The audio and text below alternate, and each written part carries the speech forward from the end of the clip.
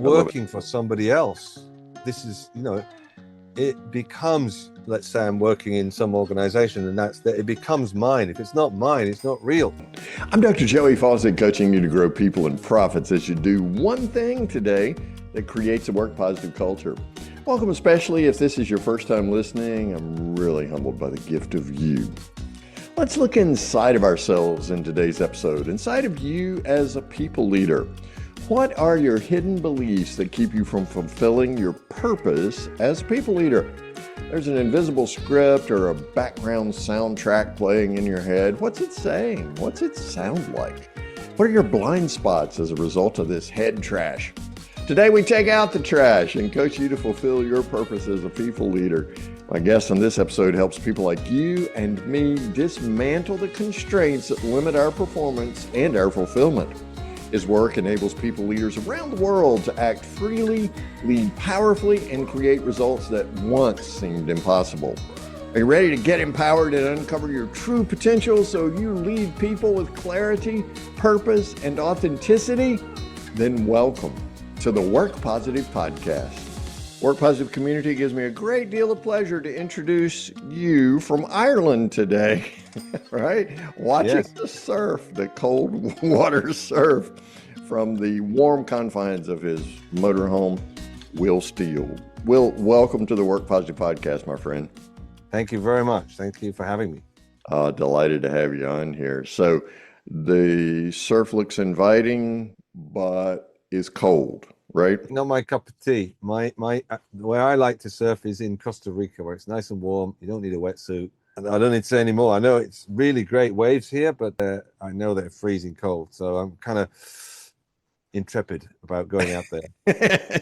There's a diminishing point of return when it comes to surfing. Am I having a good time in warm water, or am I having a good time in cold water? And what did you say, a 5 milliliter thick? No, they have 5 millimeter wetsuits, which I've never had. I've only ever had like 2 to 3 maximum, and they're pretty warm. So I'm sure if you got the wetsuit, they've got the hood on, they've got the gloves, they've got boots. The only bit's exposed to this part of your face.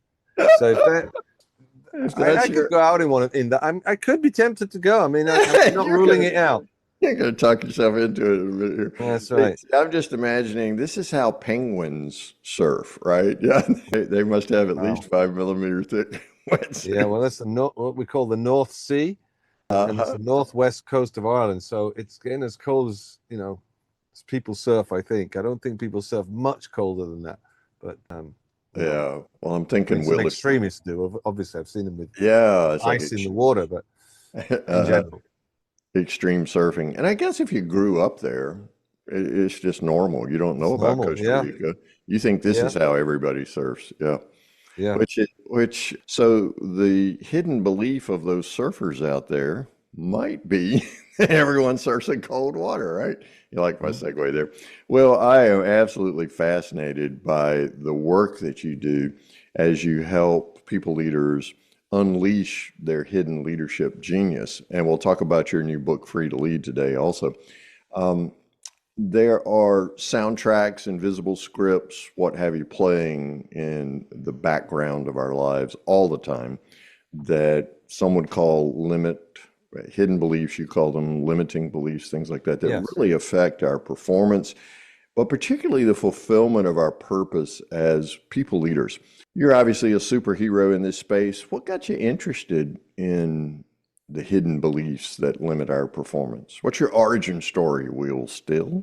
Yeah, well, there's an origin story before the origin story, which is interesting. Yeah. So I went to university, and I was like curious that you could get free flying. The Royal Air Force gave free flying to university students who qualified, etc. And so you could join on a part-time basis. It's more like being in the Cub Scouts or something. And I joined and fell in love with flying. I thought, this is amazing. Now, to be a pilot in the Air Force, which they sponsored me, they said, we want you. Mm-hmm. You got to be an officer. So the first, when you leave university and you fully go to the Air Force, you do officer training. Okay. And I had lots of advice from, friends who'd been through before. Keep your head down, stay out of trouble, don't be mouthy, just get through the officer training, and then you start your flying training. Why did they tell you all that, Will? I mean, did they think Very good question. Yeah, I must have been a bit mouthy, right? So I just kept my mouth closed. I kept my head down. I just didn't. The aim was to not stand out. However, after 16 weeks of carrying pine poles and running up and down and cleaning up bullying your shoes all night and making your bed 5 times and all of that stuff that you see on TV is, what you do in boot camp, basically. That's real. 16 weeks of that. The flight commander takes me into his office and said, well, I cannot graduate you. You're just like a ghost. Like, officers need to speak up. And you don't. He wants mouthy officers, huh? Yeah. So I said, look, you can either leave the Air Force, you got 2 choices, or you can do the course again. And I just done 16 weeks. And all my friends were about to graduate, as officers and go on to flying training. So now this is going to put me back 4 months. It's like, But I got back to my room and it's like, okay. Well, I said, obviously I was going to do it again because I wanted to be a pilot and you have to be an officer to be a pilot. But I got back to my room and wow, that didn't work. I was trying to be what I thought I'm supposed to be like, and screw it, I'm not going to do that. This time I'm just going to be myself and let the chips fall where they fall, right? 18 weeks later, I graduate with the leadership trophy. Oh, wow. Yeah, because I was just being myself. I wasn't trying to be a public school boy. I wasn't trying to be overeducated. I wasn't trying to talk to posh. I was just being myself. That's the first clue to there's something in that. Yes. Yeah. Then I went through the Air Force. I wanted to fly single seat Harriers. I didn't get single seat Harriers. I flew fast jets and then attack weapons. And then one of my limiting beliefs was I'm not really as good as people think I am. That's one of my limiting beliefs that I now know about and I didn't know about at the time. And I'm 2 trips off going on to Harriers, and I have this thought, God, they think I'm good, but I'm just hanging in here. I'm barely hanging in by my fingernails, right? The imposter syndrome. Yeah, but there's 4 people left on the program. I've been on, this was my second program of flying training. The first flying training, everybody got kicked out. Everybody got what we call chopped. They all got chopped, everybody. So they had to put me on a different course because there was nobody else on the course. So now I'm on the next course and they all start getting chopped. And we're right at the end of the training. There's 4 of us left. I'm like, wow, why am I here? How did I not get chopped? Yeah, because I'm listening to the voice in my head, which I didn't know at the time is not actually me. It's just limiting beliefs. And of course, I then self-sabotage. I have someone else draw the maps. They put an arrow at the wrong side. I'm running into the target and my wingman's on the wrong side. And like, what the hell? We need to switch over and just start messing it up, right? And there's no second chances in that game. You're either in or you're not. I was out. And I went flying multi-engines. And it was like, oh, man, my life is over. I haven't got what I wanted. So I left the Air Force. They were looking for redundancies, give you a load of money to leave. Okay, good. I'll take that. Go join the airlines, at least get paid for it if it's not what you really want to do. But then I did a program, a development program, transformational program, actually. And I got, that's amazing. When you can transform a human being, they transform. You get your limiting beliefs, and you help people see that, and then everything alters. Your whole life alters because you're not who you thought you were. You're actually way more capable, way more available. Like who you really are is just not limited. So I then, at that point in my life, I got the top job with British Airways. They gave me the 747-400s flying out of Heathrow, long haul. That's what job everybody wants. Oh, wow. But it was like, oh, man, it is a good job. It's going to be really well paid, but it's not, I don't have my heart in it. It's not really me. This phrase, you can't get enough of what you don't really want. So it's like, okay, that's it. I'm going to go and work for these guys who are doing the program that I just talked about. I started working for them, started at the bottom.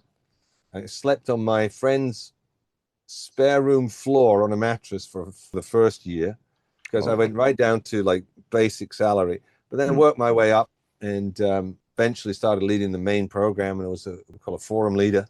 And I led the forum all over the world for 15 years. But that's and it happened again. Sometimes you got to learn lessons twice, right? I do, yeah.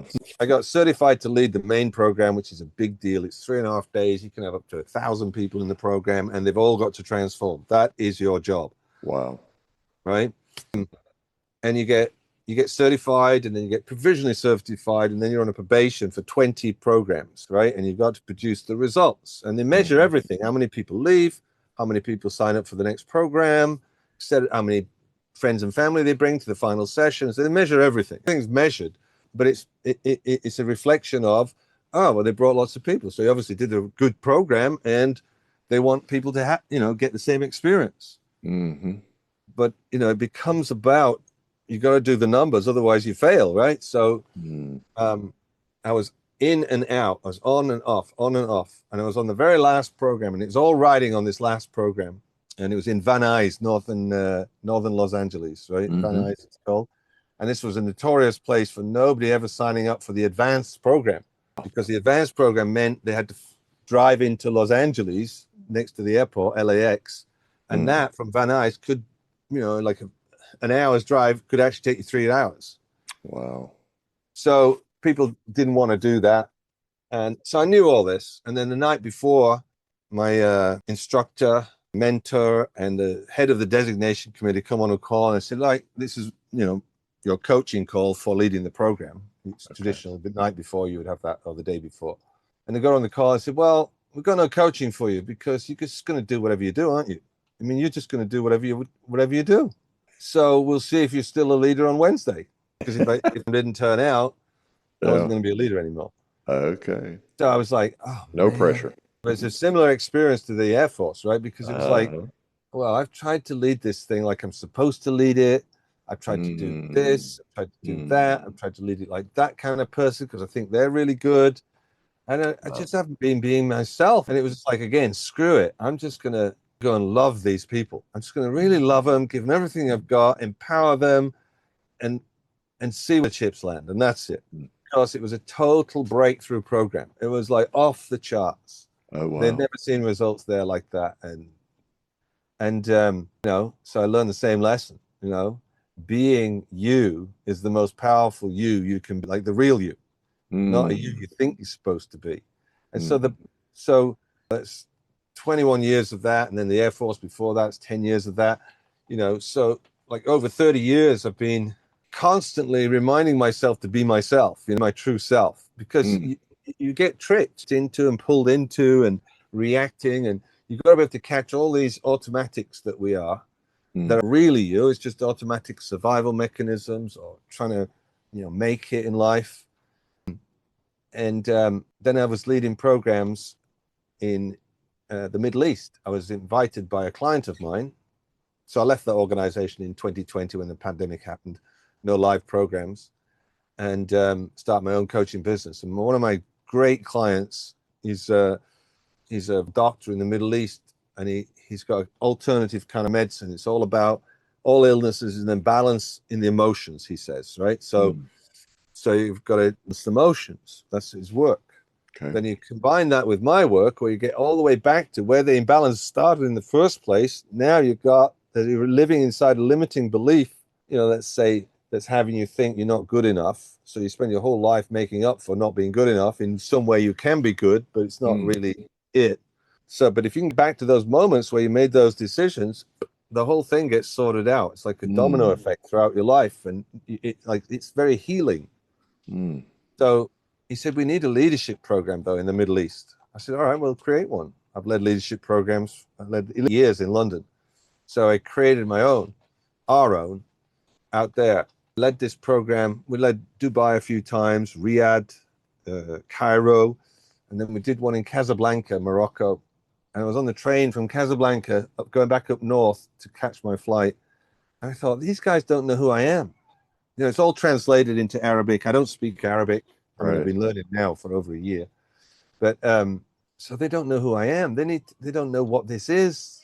It's not like everyday kind of education. It's not really education. It's really opportunity to discover your true self and be your true self as a leader. Transformation. Yeah. So I thought, I need to write a book. Of course. That's it. And then the title was right there. What am I doing with these people? We're freeing them up to be a leader, to be the real leader, the true self leader. So the Free to Lead was the title. And I wrote the introduction on that train and showed it to my business partner, and he said, "Wow, it's great. Keep going." I went, "Oh, okay. I'm writing a book now." And yeah, I wrote it, rewrote it, Yeah, months, right. because when you've led programs and you've transformed people's lives in 3.5 days, and like you really did do that, and they really do transform. Absolutely. How are you going to get that from reading a book? I mean, yeah, it's just not quite the same how experience, is can I it? do that? So spent 14 months and realized I had to put exercises in. So most chapters have an exercise at the end. It's where you challenge yourself, you ask yourself, you inquire, you look, well, how come I am like that? Why am I like that? Why? And then you get yourself all the way back to where that limiting belief started for you, Mm-hmm. And once you see that, you all of a sudden you get restored back to being yourself. It's like, wow, I've wasted my life. A 5-year-old has ruled my life. A 5-year-old decision. Spent my whole, in my case, a 3-year-old. A 3 ruled my life. Wow. That's a long tail to a decision as a 3-year-old. So, Work Positive Community, in the show notes, there's a link to the book that Will's referring to, Free to Lead, Unleash Your Hidden Leadership Genius.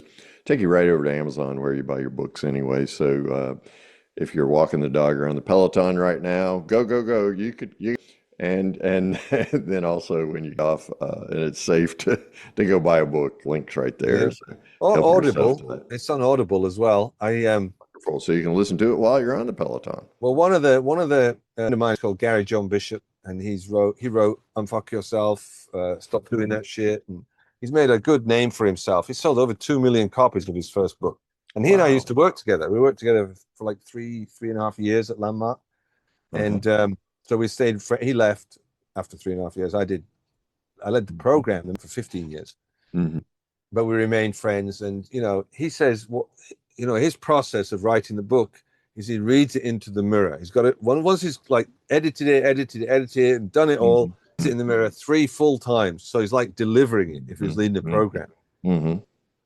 So I took that on, and so it's like, if it doesn't flow, if it's not how I would say, I have to rewrite that section of the book. It's like I'm leading to people. I'm really am talking to you. If you're reading the book, I'm talking to you. This is for you, The book becomes a conversation instead of a diatribe or a monologue or something. That's excellent.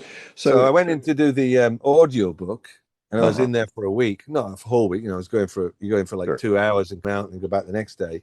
But it was really easy for me because I was so familiar with the book. Audiobook's great, if you want to. Wonderful. Yeah. And people be on the Peloton and listen to a book, Right. And people who listen to podcasts love audiobooks. So be sure to pick up your copy, your Audible copy there, Free to Lead. So let's make application of what you learned. Great origin story, by the way. Let's make application of what you learned to a culture, to a work culture. We as people leaders obviously need to be free to lead ourselves. How do we create that kind of culture so that other people are as free as we are? Very good question. The more authentic you can be. Now, when you're being authentic, people say, "Oh yeah, be authentic," right? Most of the people don't really thought that through.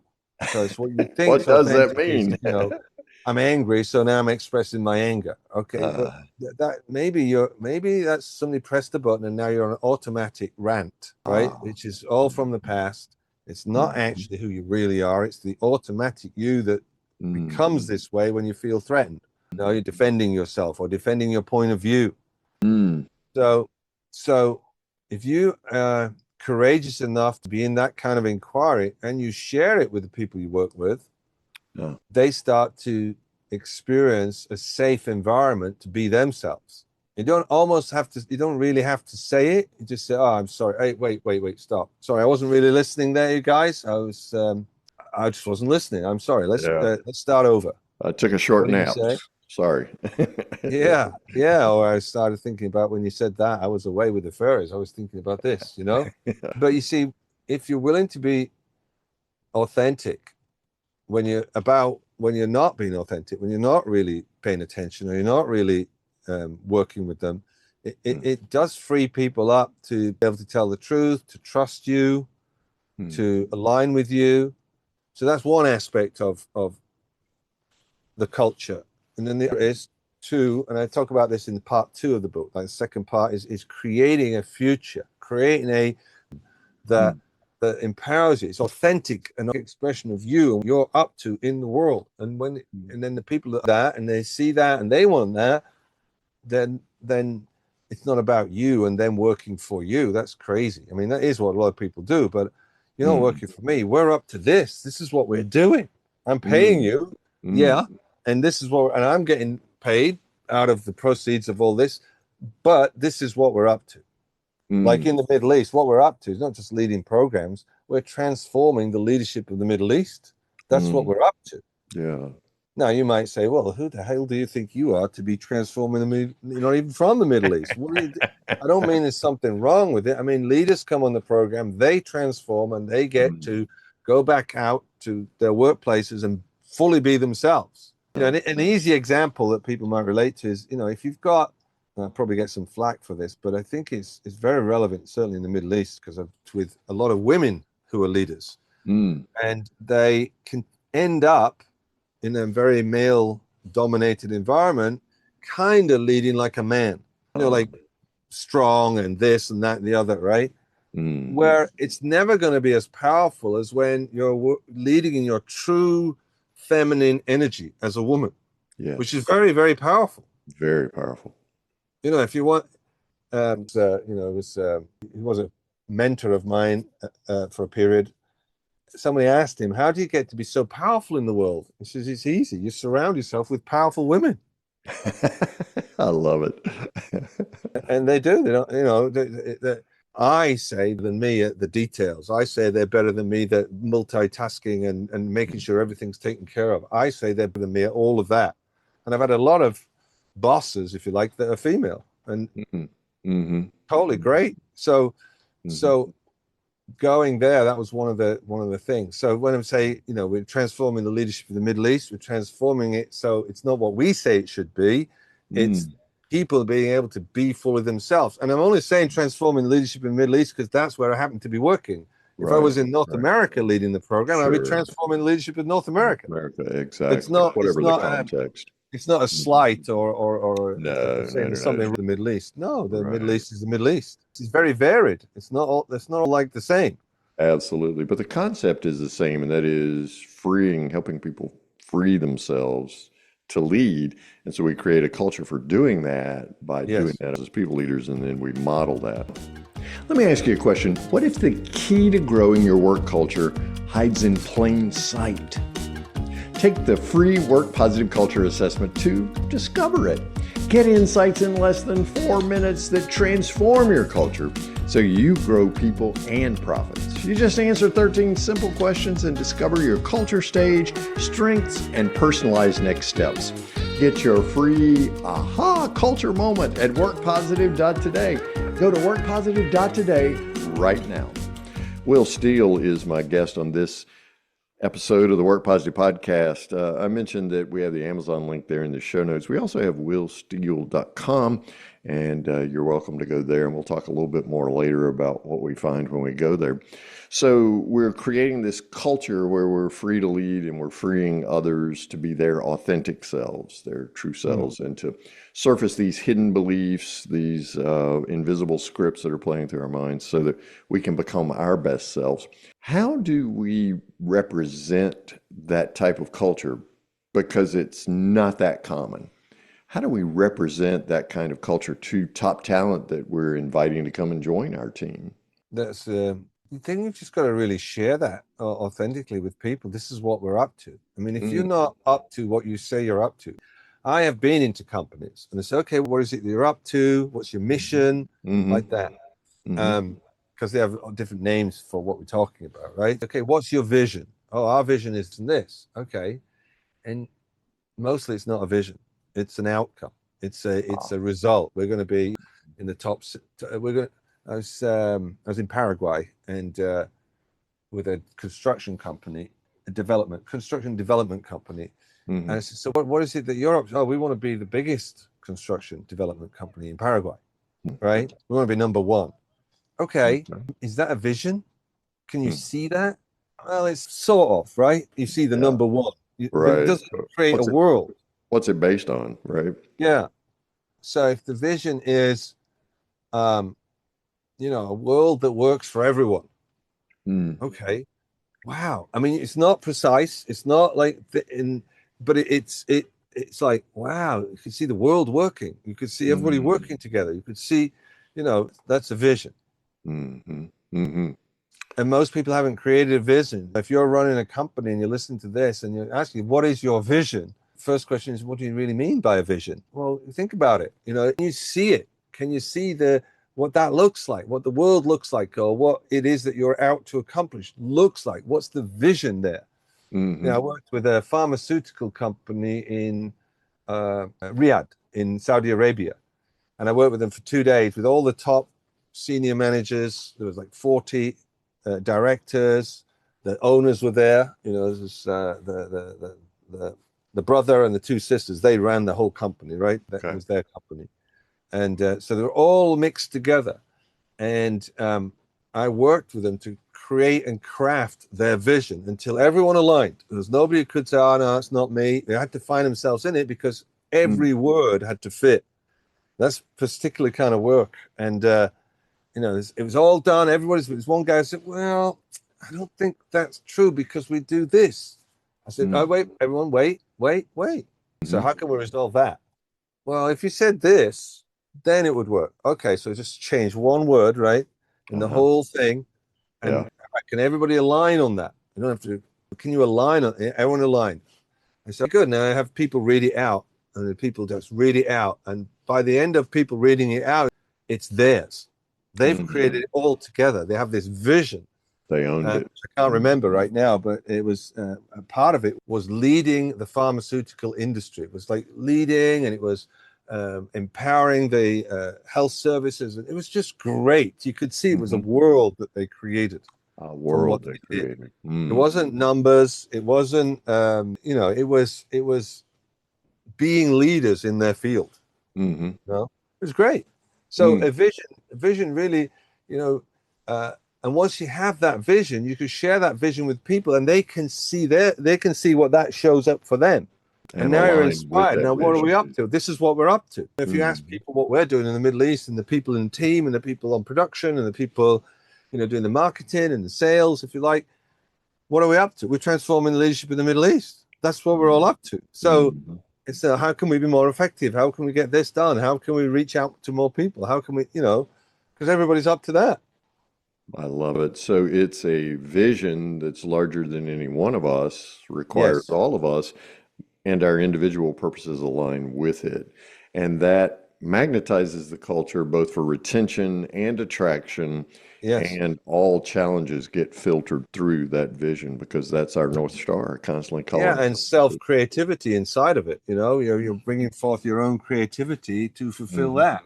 To create that whole new world. I love it. You're not working for somebody else. This is, it becomes, let's say I'm working in some organization and that's mine. If it's not mine, it's not real. I mean, a good example of that is Apple, right? Apple, we do cool stuff. You go into any Apple store, the guys they're into it. They're into it. We're into cool stuff. We're into great customer service. They well, at least in my experience as a customer, have the experience that they're all kind of inside the same vision. Yeah, they're bought in, right? Yeah, I love it. So that takes us from a job to a career to a calling, and that's the internal tug that keeps people working and brings their best creativity and innovation to the work culture. Will Steele is my guest on this episode of the Work Positive Podcast. Will, when we go to willsteele.com, what are we going to find? Well, just, some background on me, and there's also, you can connect with me, fill out a little thing, and it sends me an email. I'll reach out to you. We'll have a conversation. There's also willsteele.com/free to lead. So there's a book page there. You can download a free video of me leading. You can see me interacting with people. So most of what I do is in a conversation with people. It's hard to get what I do and what I will do for you without having a conversation with me. Because it's not, I have this curriculum for people and we do this. No, it's totally bespoke. It's like, what is it you're dealing with? Okay, what is it that you need? And I'll hear it, I'll hear where integrity is missing. I'll hear where you don't have the systems in place. I'll hear where you're disempowered. I'll hear where there's a of something. Right. So There's no power. It's got to be up close and personal then, and that requires Very much so. a conversation with a person. Yeah. All right. Wonderful. Yeah. I mean, if you think about, I think a good example that people could hear, if you build your own business, and I'm sure there's probably founders listening to this show, you build your own business, you get up to about 1 million. Most people can get up to 1 million just working really hard themselves, doing pretty much everything themselves, right? You can get up to 1 million, 7 figures. But then if you want to get to 2 to 3 to 5 million, you can't do that. You've got to have other people working for you. Otherwise, you're just going to be working every hour that it was, and it's going to you out. Right. So that's the point where you need a coach, right? You need to talk.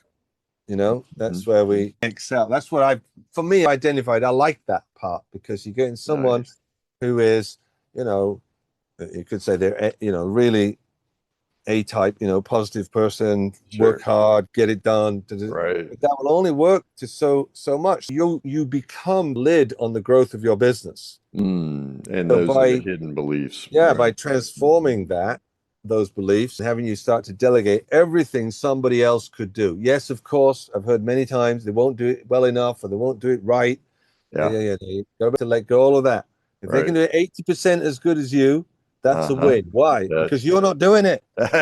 You get to sleep. I love it. Will Steele, tell us, because the Work Positive community always wants to know, what's one thing the Work Positive community can do starting today that will create the kind of positive work culture in which we're free to lead? Yeah. Stop blaming others or the situation or the circumstances and take responsibility yourself. Like standing in, all right, this has happened. How can I take responsibility for all of this? It's not blame. You're not blaming yourself. You're not beating yourself up. You go, no. Oh, okay.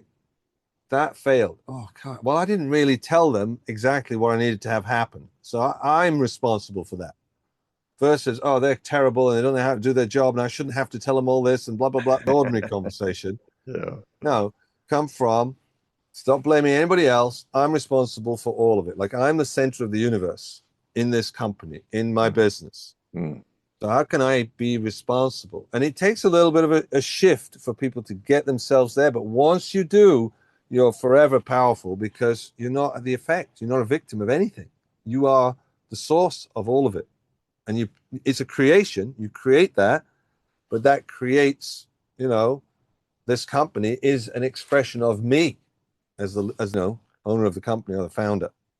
I love it. Will Steele has been my guest on this episode of the Work Positive Podcast. Go to Amazon, the link's in the show notes, and get your copy today of Free to Lead. Will, thanks so much for being on and for sharing your wisdom and time with us today.